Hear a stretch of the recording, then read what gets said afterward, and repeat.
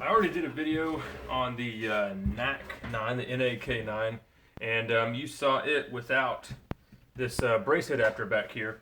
And I've had a couple of the PAK9s, but they've all sold too quick for me to do a video on them. So I got another one in, so we can take a look side by side and see what the differences are.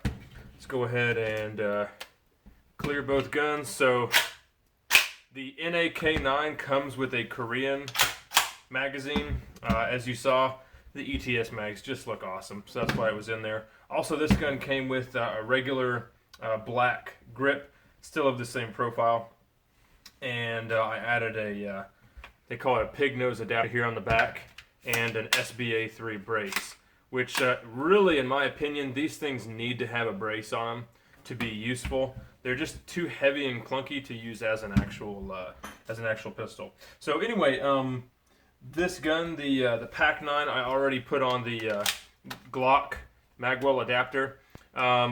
Somebody else, Max Headspace 9mm, did a couple videos on the PAK9. You need to check those out so you can get some good information. He noted that the Beretta magazines would get damaged when you put the magazine in and then slammed it into place. So the feed lips would get messed up. So he said you have to open the bolt, put a magazine in, and then close the bolt to be able to shoot it. So he got a Krebs custom safety to hold the bolt back while he loaded it, but still, that's that's a pain in the butt.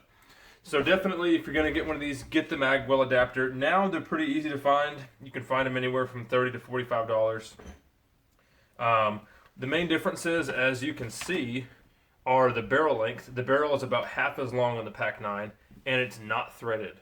So the barrel is bare, but you have enough metal there to thread the barrel if you want to. So not a super big deal, for me at least, because I can do that. You have the same front sight on both guns, but the handguard is quite a bit different. So you have a normal AK style handguard here, and this one is actually integrated into the magwell adapter. So on the NAK9, you have a two-part magazine adapter removal. So regular AK mag release there, and then you push this button in right there. You push that button in, and then you can take the magwell adapter out like that. So it's just this small piece right here, right? On the PAK9, it is quite a bit different. So it doesn't have the additional button, so you can just push this just like you would an AK mag. I don't really like that because you could accidentally do it. But anyway, you push it forward and then lift up and out like that.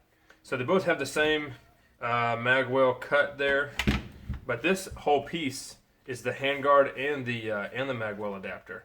So there's the Glock magwell right there, and then you have this section with a rail that you can put a hand stop on. This isn't the greatest hand stop, but it is what it is. Everything else is similar around here.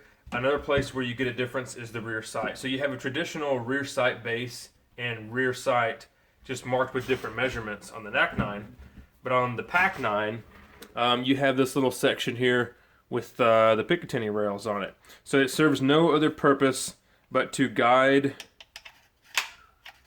the bolt or operating rod weight. There's a solid weight in here. So it guides and houses that, and then it has these rails on the side. So I think that's cool that they went ahead and put the rails here, because, I mean, imagine if that was your rear sight. I mean, there's no sight radius to speak of. So anyway, you've got that. The dust covers are the same. They both have the same exact polymer rail here on top.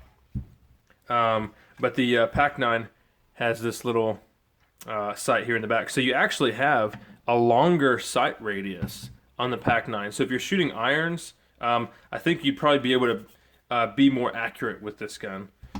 And then the PAK9 does come with a better grip from the factory. So you can see it has this over-molded piece that covers up the sharp angles. If you shoot a lot of AKs, you'll know that those parts can dig into your hand if you got bigger hands. So that's really nice. They really assume you're going to be shooting this thing like a pistol, you know. So out of the box, the grip is definitely better on this one. Let me get this front piece back on here.